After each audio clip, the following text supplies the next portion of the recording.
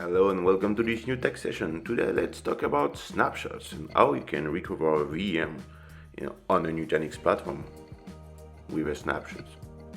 So you can take manual snapshot or you can go in data protection menu and use protection domains.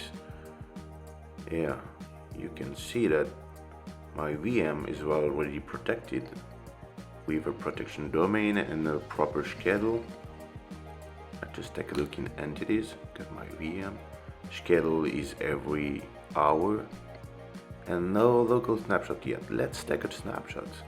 So I take an immediate snapshot.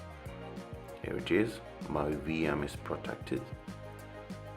Go in replication, nothing. Entity is still my VM, and here it is. My local snapshot is done. Click on restore. I can choose a name for this new entity. So here's just a test. So test restore is sufficient. Click on OK.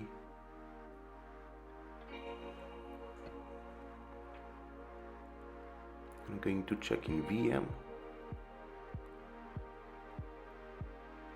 And here it is. It's already has been restored in a minute.